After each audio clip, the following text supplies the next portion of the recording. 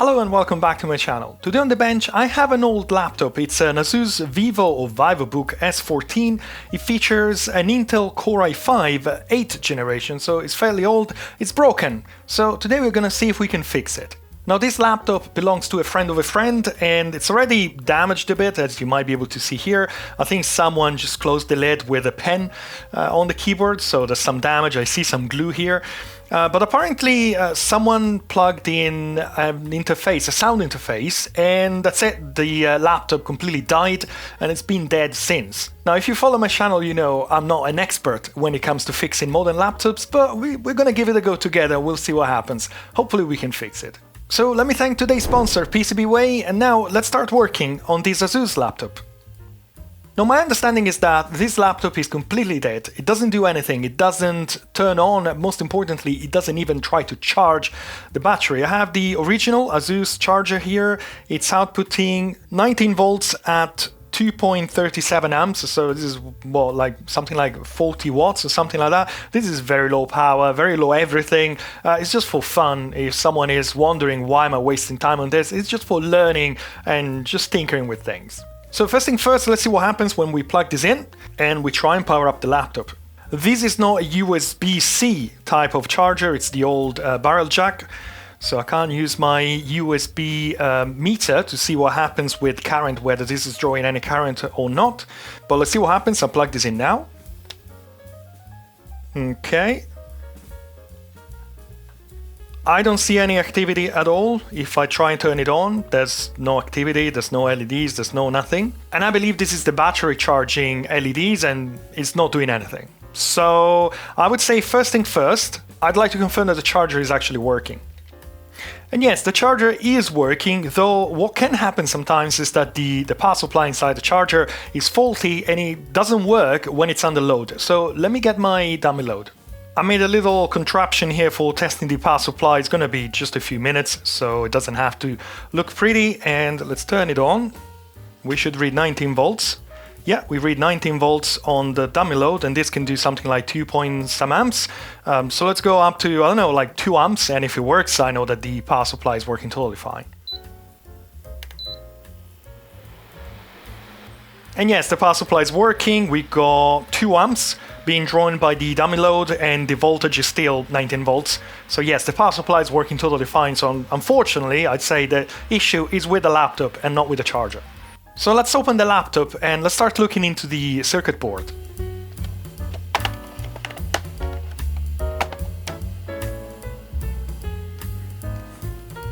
Alright, for this laptop we have an advantage. We have the board view. I don't think it's exactly for this laptop, but for a very similar model, so it should match most of it. But first thing first, you know, let's take a look around and let's see what we got here. So obviously we have the CPU here and we have some, I think it's some soldered RAM in here, plus a slot for some expansion. The power is coming through this jack. I guess it's going through a couple of MOSFETs here. And then whenever on the board you see an inductor, which are these bits here, well, it means you have a rail. So I believe that this one is the rail for the RAM. These are probably the rails, the power supply for the CPU.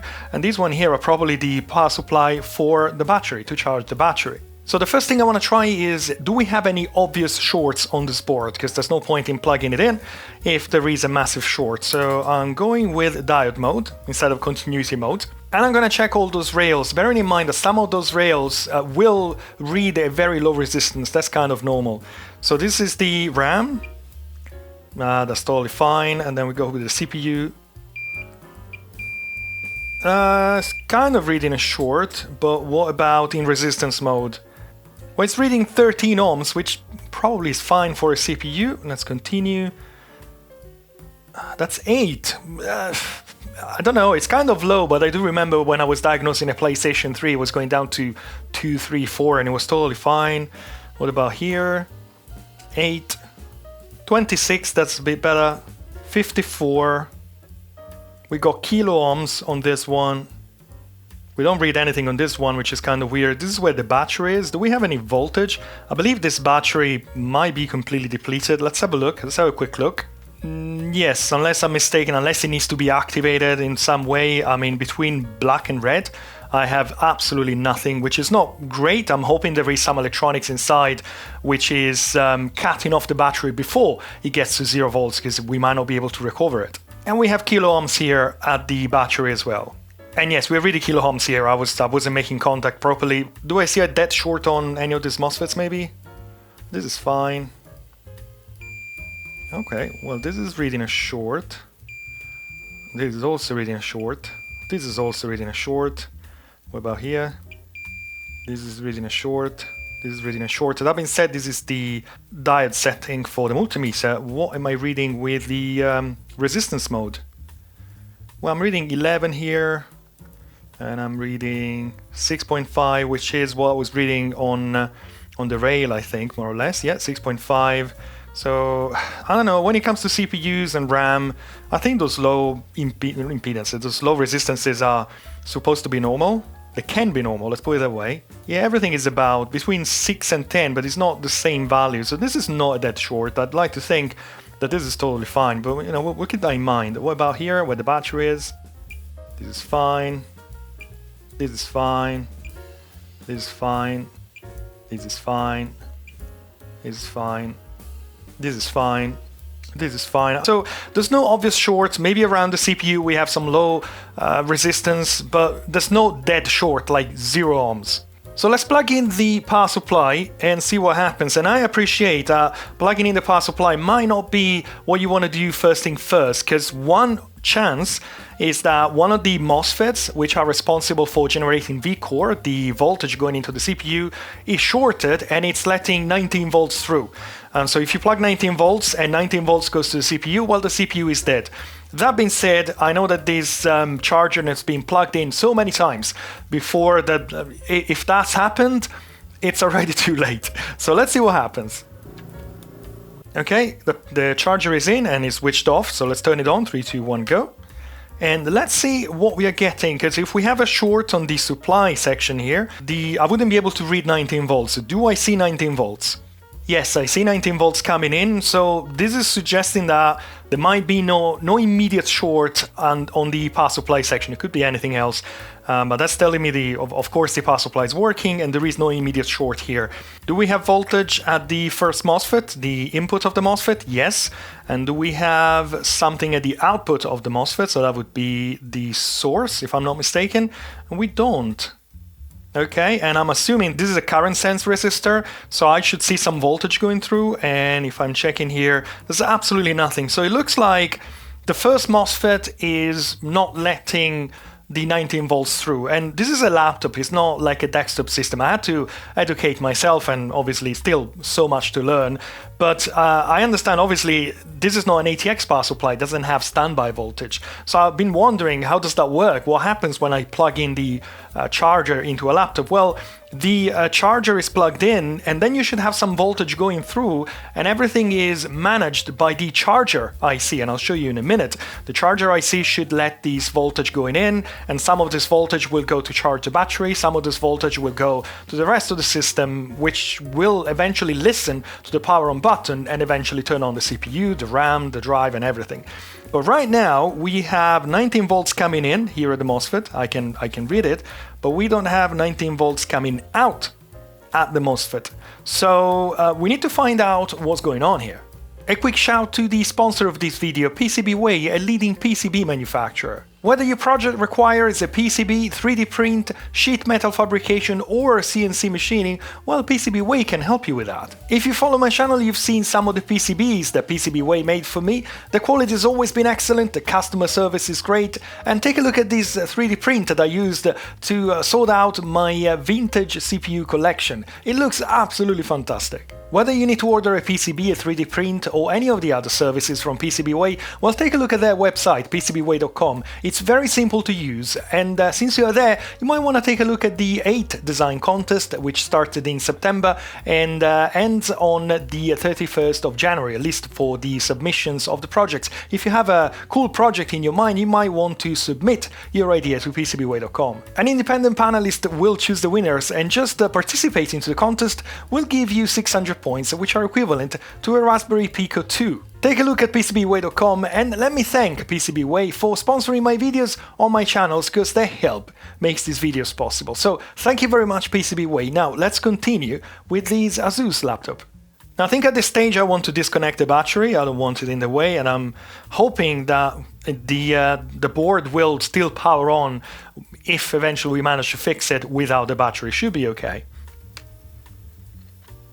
Okay, the battery is disconnected. Let's go back to that MOSFET. Now I think I won't read a short on this MOSFET, because if there was a short, well obviously I would read 19 volts on both ends, but you know, just to be safe. No, there isn't a short, everything looks totally fine. What about the gate? Do we read anything there? Any shorted gate maybe? And no, there's nothing horribly wrong in here. Right, so I had a look at the circuit and I had an extensive view at the board view. Now this is the MOSFET that we were checking, and one pin number 3, is the one getting 19 volts. Pin 1 is the one, the output of the MOSFET is going to another MOSFET, by the way. Pin 2 is the gate of the MOSFET. You see there's a G here, and this is going to this resistor here on pin 2, and which is connected to pin 2 of the MOSFET. But pin 1 is connected to other things, but it's also connected. If I zoom out a bit, you might not be able to see it, but it's connected here on the right hand side, so that would be in this area here. I'll show you in a minute. And if I'm zooming in, it's going to this resistor. It's a 4.02 kilo ohm resistor, and the other pin is going to this PU8900, and a PU8900 is the charge manage IC. So what I've learned from my little moment of education while I was trying to learn how this thing works, the moment you plug the charger in, well, the charger IC will be in charge of everything. I know there's a lot of chargers here, but basically what happens is this IC is getting various feedback from the battery, from the charger, from the amount of current being drawn by the system, lots of stuff, and will decide where this voltage is going. There are a couple of topologies, I don't really know which one this is, but more or less 19 volts should go through various areas of the board. Most importantly, it should go and charge the battery, and from there the charge IC will also provide the system voltage, which eventually will go, I'm assuming, to some chip which is listening to the on-off button and turn on the board when you push the on-off button. So the moment I'm plugging my charger in, especially with no battery or with the battery depleted, I should see 19 volts going through that MOSFET. So the first question I'm asking myself is, what happens with that MOSFET? The MOSFET is not shorted, there is input, but there is no output. So I downloaded the charger IC datasheet. It's the BQ24780S. It's a 124 cell hybrid power boost mode battery charge controller with power and processor hot monitoring. And this thing is doing quite a few things, but the one thing I want to check is, you know, the basic. Do we get voltage to this chip? And then I guess we want to know whether this IC is getting feedback from the charger, from the power supply, because basically it's waiting for 19 volts coming from the charger to say, oh, I've got the charger in, I need to open up the circuit and charge the battery. So the first thing I want to check is to check pin 28, which is VCC, and if I'm going further on, VCC is between 4.5 and 24 volts. So let's see what we get there. I can measure here on this capacitor, and what are we getting? Nothing. What? Oh, that's why. And we get the 19 volts, which is fine. It's between 4 and 5 and 24, so it's getting basically 19 volts from the charger. So the IC is being energized, we can assume it's working. Now further on in the datasheet, it tells exactly how the IC is determining whether the charger is being plugged in or not. The voltage from the charger is going through an external resistor divider, which attenuates the 19 volts to a smaller voltage and goes to the AC det pin, which is AC detect, I guess, and the condition for the charger to be detected is that VAC det is greater than 2.4 volts. So let's take a look at VAC det. Now everything here is very small, so I need to be very cautious, but I think I can measure the voltage where this capacitor is. And we're reading 2.6 volts, so that's totally fine. The IC is expecting more than 2.4, so 2.6 is fine. And if everything is fine once the adapter has been detected, my understanding is that the MOSFET, the first MOSFET that is apparently right now blocking that 19 volts, should be driven open by pin number 4, I think, AC drive. And that happens to be... Is this pin here, says AC drive 1, 2, 3, 4, and if I'm looking to the board view, is pin number 4, which is connected to this resistor, and on the other side of the resistor,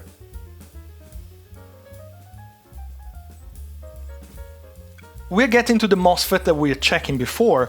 So next I'd like to see what happens to the gate of the MOSFET, which in turn is the AC drive coming from the charge IC. Now, according to the datasheet, this MOSFET is being driven with 6 volts extra to the 19 volts coming from the adapter. So if I'm measuring with my multimeter, which is referred to the ground of the laptop, I'm going to read 25 volts, but it doesn't mean that the IC is sending 25 volts to the gate of the driver. Those 6 volts are like floating. For our purposes, I'm going to read 25 volts, but those 25 volts are not coming from the charger ICs, the extra 6 volts. And thank you, DJ Mark78, for explaining me that, because I couldn't understanding on the datasheet. If you don't know, DJ Mark78 is my little consultant in the background. He's got an amazing channel, which you can find down below in the description. And Marian, DJ Mark78, he started making videos in English. So no excuses. Take a look. His videos are absolutely amazing. He's a proper engineer. He knows how to repair things. And thanks for your help, by the way. So let's see what happens on the gate of that MOSFET, whether we're getting something. I'm expecting to see more or less 25 volts. Once again, I need to be very careful. There's really nothing... Well, what is it doing? Well, there's definitely not 25 volts. But I see... What is that exactly? And it's not happening anymore. It was like he was... Is it just my impression, or he was trying to do something? That's weird. But definitely we don't have our 25 volts. So that's telling me that either there's some issues with components maybe, or maybe the IC is unhappy with something and that's why it's not turning on the MOSFET. First thing first, let's make sure that we actually have continuity between these components and the IC as shown on the board view. Now, if I'm checking on the board view, the gate of the MOSFET, pin number 2, it says here G, it's actually going straight to that resistor which is on the side of the charger IC, PU8900. So I should be able to see continuity between that side of the resistor and the gate of the MOSFET. And we have continuity, so maybe we can check that this is actually, what kind of resistor is that? That is a 4 kilo ohm resistor, so I'm expecting, it's in circuit, so you don't really know what you're going to read, but it's going to be something like kilo ohms. And I need to be very careful, these resistors are very, very tiny. It's so easy to just damage everything in one moment. Yeah, we got 4 kilo ohm resistors here, that's it, and then it goes straight to the gate. There are some other passive components around, but I'd expect to see something happening there. Further on in the datasheet, it explains how the power on sequence works, and I'm reading that the first MOSFET is being monitored by the charging IC, and if the MOSFET fails to turn on within 20 milliseconds, it will turn it off immediately, wait for 1.3 seconds, and then it will try again up to 7 times. Then it will give up for good, and the only way to try again would be to unplug the charger from the laptop, wait a few seconds, and then plug it back in. Now, a moment ago we were seeing these pulses, and they were more or less spaced 1.3 seconds, so I'm wondering whether that is telling me that the IC was sensing something. It could be the MOSFET not turning on, or maybe something else, and that's it, it was trying and then it was giving up. Now, it says very clear here that if such a failure is detected 7 times within 90 seconds, then the AC FET, RB FET are latched off and the adapter removal and system shutdown is required. So should we go and count how many pulses do we see before it gets completely silent? And further on in the datasheet, he's talking about shorts, when there's a short on the board, and I see a mention about these 7 short circuit events. It's not entirely clear how that works, at least not to me, but I have a feeling that 7 tries is the default fault condition for whenever the IC is sensing something that it doesn't like. It's trying 7 times and then it stops. So it could also be a short on the board, and maybe we do have one. Let's check that MOSFET gate again. Now the adapter is switched off and I got the fluke in millivolts. So if something happens, maybe we have a bigger number, it's going to be a bit more obvious on the screen. Now I'm going to put my red probe on the gate of that MOSFET and then I'm going to turn on the adapter and we'll see what happens. We're going to count how many times it's pulsing, assuming it's pulsing. Alright, I think I'm ready. 3, 2, 1, go. 1, 2, 3, 4, 5, 6, 7. That's it. He stopped after 7. Let me power this off. So he's definitely trying to turn on the MOSFETs. Probably if I use my oscilloscope, he would actually see that voltage I was talking about. So this could be that the MOSFET is not turning on, and that's why the IC is sensing that fault and he says, no, I'm giving up. I'm trying 7 times and then I'm giving up for good. Or maybe we do have a short on the board, which is not obvious, and that's why the IC is sensing it, because it's got current sensing resistor somewhere on the circuit, and he says, no, there's something going on, I'm gonna stop. So I think it's time to switch on my thermal camera. Now, thermal camera is out. I love my thermal camera. It's the Topton, the one with the adjustable focus, TS001, I think it is. It has a disadvantage. It has a very, very narrow field of view. So in order to see the whole board, I should really go to silly distance. So it might be a bit confusing, but we'll do a section at a time. And what I'm thinking is happening is that the charger IC is trying to turn on these 19 volts 7 times. So if there is something shorted, we will see 7 flashes somewhere on the board. We can also use voltage injection. It's probably safer because it's lower voltage, but as I said before, I know that this has been done so many times. If damage was done to the CPU, it's already too late. This is the area where the MOSFET is, where the power adapter is coming in, so let's turn it on. 3, 2, 1, go. Okay, well that is the input MOSFET. It's getting hotish. But we know that that is not shorted, so let's look somewhere else.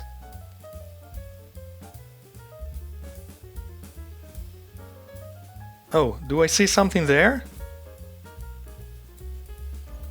I think the 7 tries must have stopped by now, so what's happening to the MOSFET? Oh, the MOSFET is still kind of trying. Look, that's interesting. It's still trying, but it's not getting so hot. So let me turn off the charger. Actually, let me unplug it. So the voltage SDIC will go below 2.4 volts. It will reset itself. VCC also goes away, so the chip will reset itself. And I think I might have seen something around here where the CPU V-core is being generated. So let's try again. 3, 2, 1, go. Oh yes, look at that. We got something here.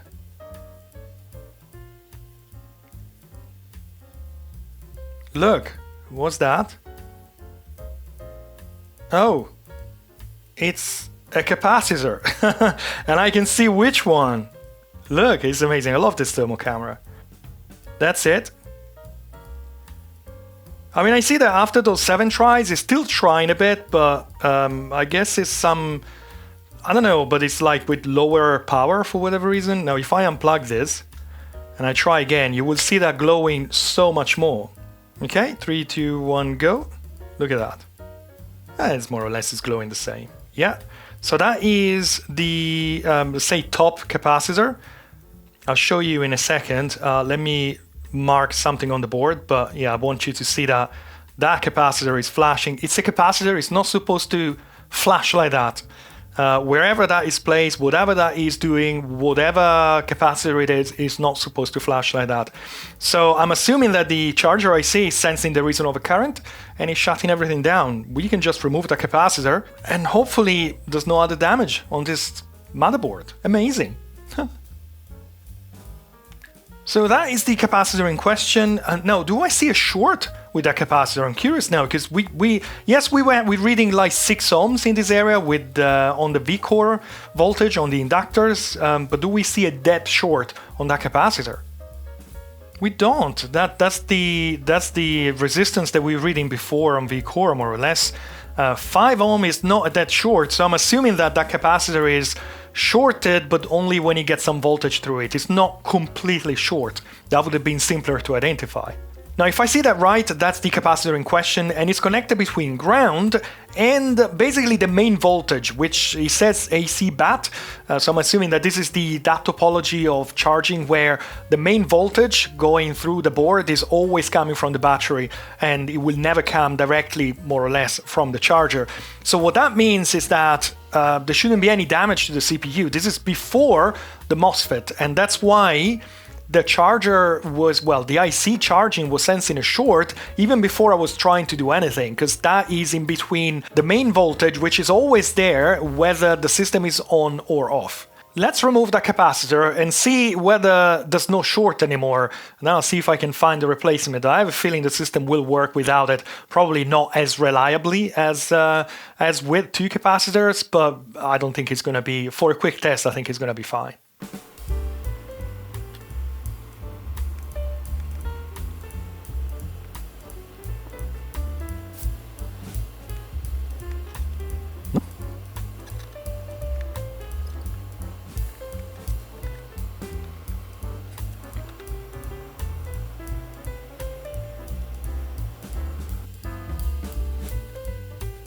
What kind of resistance do we read now on that rail? We'll still read 6.5 ohms. What about the other one? I think these are probably connected together. Yeah, 6.6. And what about if I'm checking between, this is going to be ground and was that VBAT or the main voltage? Well, now we're reading mega ohms. So there was a short in here, but there's nothing to do with the 6 ohms which we're reading here, which was very similar to what the capacitor was reading, so it was very misleading. But yeah, the short is gone, I'd like to say. The short is gone. Yes, I should have compared that capacitor with this one, because this is reading 0.6 mega ohms, and the other one was reading 5.8, I think. Let's check that capacitor. Yes, 5.4 ohms on a capacitor. That's a shorted capacitor, but it's not that short. That short capacitor would read 0, well, in this case with this crappy probes it would read 1 ohm. But no, it's not supposed to read 5.4. Let's replug the battery and plug in the charger. I'm assuming this laptop might actually work now. I'm checking the first current resistor, which is just after the MOSFET that we were checking before. I'm gonna plug my charger. Are we gonna read 19 volts? 3, 2, 1, go. Oops. Yes, 19 volts. I slit my probe. I almost destroyed the board. We have 19 volts. Is the battery being charged? No. Oh, it's turned on. It's turned on. Okay. That's so cool. We fixed it. I don't want you on. You can, well, I mean, the heatsink is there, so nothing is going to happen. But why is it not charging the battery? Well, we got 11 volts at the battery, so it should be being charged. But there's no... Oh, I know why. I got this disconnected. Okay, that's fine. It's working. Got 11 volts at the battery. And we have the fan spinning, and I'm assuming we might even have a picture on this thing. Oh, that's amazing. I think it's the very first laptop I'm fixing, at least a modern laptop. No, I think it's the very first laptop. Let's not break it. That would be very sad. Yeah, look at that. We have a picture. We fixed the laptop. Fantastic. I'm so happy. If you know me, I'm always getting extremely over enthusiastic when I fix things. Fantastic. Right, let me see if I can find one of those capacitors. As you can see, I mean, the capacitor is not super critical for the operation of the laptops, but obviously we need to replace it. Alright, a few days passed. I've got replacement capacitors, 25 volts, 10 microfarad. I only had 16 volts in my stash, and I'm wondering whether 25 is actually required. We'll check in a minute. But I got this one, and since I was placing an order with DigiKey, I got proper Murata capacitors. These are exactly the same which are mentioned on the board view, so they are absolutely identical to the existing one. Let's install one.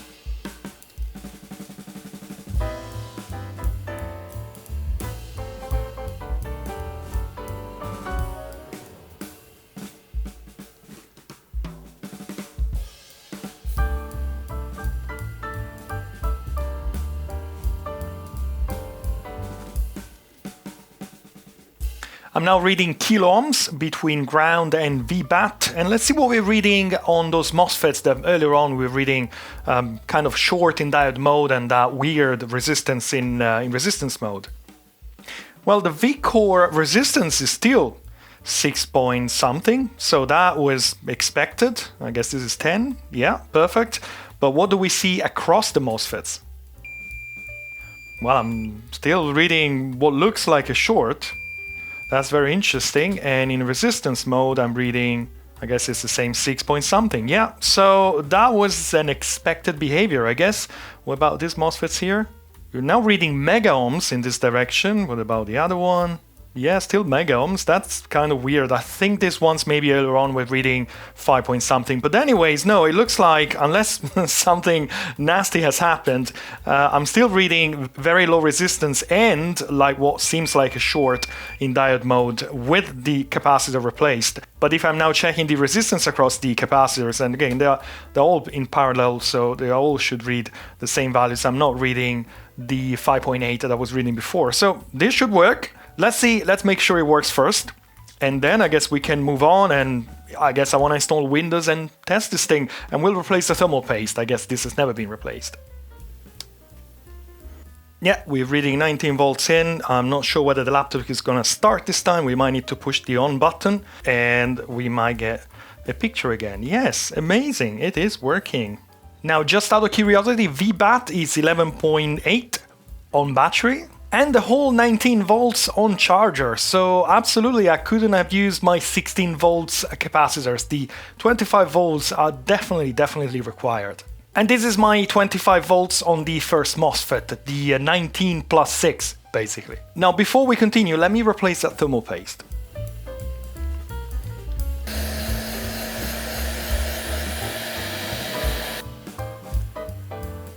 Oh, okay. Ooh.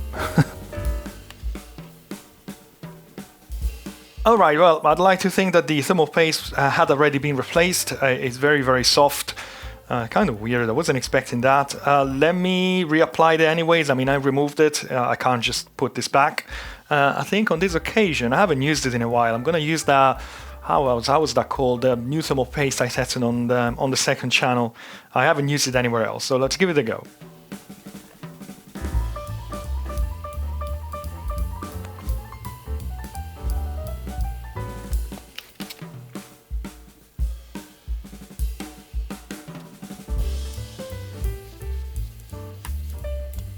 Now, ideally, I'd like to open this fan because there might be lots of fluff in front of the heatsink, but this is unserviceable. Everything is locked down with melted plastic, basically. It cannot really be opened. I can see through the fins and it doesn't seem to be stuffed with fluff, but it's a horrible design. Anyways, I'll use my air compressor and as usual, I'll have to stop the fan from spinning because that might damage the fan itself.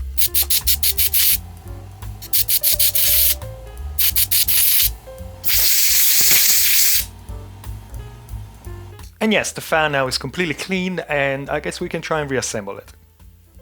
I'm going to use the Duronote, which I used in this video on my own laptop. Is it a good paste? I don't know. I remember it was pretty difficult to apply. Let's see if I've learned something from last time and I can do a better job. The Duronote is a very good paste for direct dye application, apparently, as it doesn't suffer of the pumping out effect. So hopefully it's going to be good for this laptop, even though, again, it's a very low power laptop, so maybe that's not even an issue.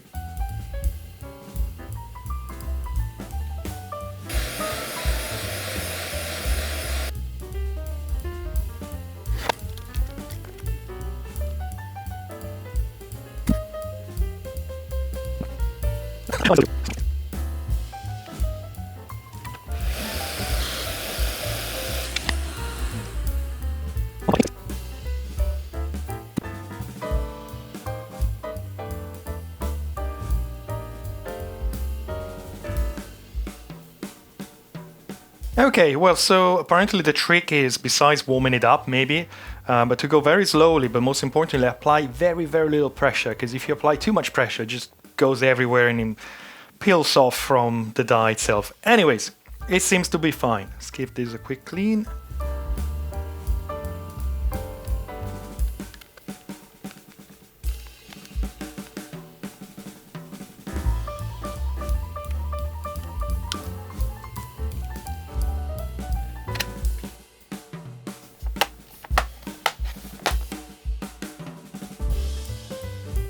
Let me install Windows and I'll come back to you.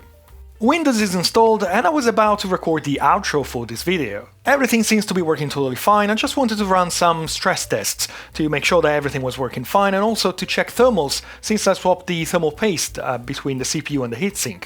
And I started realizing that something was wrong. It looked like I couldn't get the fan to speed up, I couldn't get the CPU to get warmer than like 50 degrees despite the fans spinning more or less at minimum speed, and the system seemed to be pretty slow. So I downloaded hardware info and I started looking into all the sensor, what they were reporting, and I found this mention of the power limit exceeded, yes, while running Cinebench. However, if I'm looking at the power being drawn by the CPU while running Cinebench, it's only 5 watts. I had a look online and it looked like this laptop, even though it's low power, it should be able to draw much more than that. So I thought that was a hardware fault, to be honest. I understand GPUs can do this when something is broken or not working on the board itself. Basically, the PCB is unable to correctly sense the power being delivered to the CPU, so the CPU runs at low power all the time because it's thinking it's running at full power all the time. So before getting into the rabbit hole of the hardware failure, well, I realized I had some drivers missing. Now, I didn't spend too much time into this Windows 10 installation. Again, this is not going to be the final installation for this laptop. The owner has the existing SSD, so that will go back in. But before getting into digging into the board, looking for a fault, I thought, okay, let's try and sort out these drivers. Now, my own laptop is a Lenovo. I don't particularly love my laptop, but it comes with a very convenient app. It's called Lenovo Vantage, and Vantage will install all the drivers that are required automatically. But Asus doesn't seem to have an app, at least for these very old laptops, so I went on the website, I found more or less the same model of the laptop, and it comes with pages and pages and pages and pages and pages of drivers. And at some point I gave up, to be honest. I thought, I don't care about it. But since I had this problem, I tried making head and tail of all these drivers, and it's a big mess. You have new drivers, old drivers, copies of drivers. These are the chipset drivers, which is probably what's missing from the system. As you can see, pages and pages and pages and pages and pages of drivers. And at some point I realized there's a driver called Intel Dynamic Platform and Thermal Framework Driver. The thermal thing just rang a bell in my head, so I thought, okay, let's go ahead and try and install these drivers. It wasn't simple, and I was disappointed that Windows 10 hadn't installed a basic version of those drivers. But for whatever reason, nowadays Windows is not installing drivers anymore. I don't know how it works. I had these optional updates with most of the drivers. Probably this would have been totally fine to just clear the error, and especially the driver, which is labeled 1970, didn't really instill a lot of confidence. Anyways, I went on the Asus website, I downloaded everything, I installed painfully one at a time, and eventually I ran the test again. Now this is Cinebench. Before installing the drivers, I had a single core result of 102 and a multi-core of 250, and I found this very nice website, notebookcheck.net, which has a very extensive review of this very laptop, and it's telling me that the single core should go to 143 and the multi-core to 606. So especially the multi-core is like almost a third, but after installing the driver, things started finally working. This is a single core Cinebench test that I ran. The CPU temperature didn't go over 56 degrees, the maximum temperature. The fans weren't spinning crazy, and the CPU stayed at 3.4 GHz, which is the boost frequency, all the time. And in multi-core, the CPU managed to boost the frequency for quite some time until the temperature, I think it reached about 90 some degrees, and then the CPU slowed down a little bit, which is totally expected for this laptop. And the final result was completely different: 140 single core and 614 multi-core, which is pretty much matching what the notebookcheck.net is mentioning, 143 for single core and 606 for multi-core. I had no idea that a missing driver could cripple a laptop. I thought it was a matter of minor optimization on some feature, some software requiring it. I wouldn't expect a laptop to run a third of the speed because the driver is missing. Did you know that? I had absolutely no idea. In any case, this is Cinebench running live in front of your eyes. You can see the temperatures are going up a little bit, and eventually the system will slow down a little bit, but it's working totally fine. The battery is working. This is now running at 100% and I feel brave. I'm running Cinebench right now and I'm on battery and the battery is working and it's holding the charge. So everything is working 100%. And we've reached the end of the video. I hope you enjoyed this little repair. I know it might not be the most professional available on YouTube, but it's kind of my first one. So hopefully I managed to learn something from this. And I also hope you enjoyed the video, you learned something as well. If you did, as usual, I'd appreciate a thumb up down below and also consider subscribing to this channel and my second channel if you like this kind of things. Don't forget I'm on Facebook and on Patreon, the links are down below in the description. There is a free tier on Patreon, so no excuses, but if you don't want to support me on Patreon, well, maybe you can buy me a coffee and the link is also down below in the description. If you don't want to buy me a coffee, well, I hope you enjoyed the video. That's it for today, thank you for watching, have a great day, and I hope to see you again here soon on my channels for my next videos. Thank you very much, and goodbye, bye bye.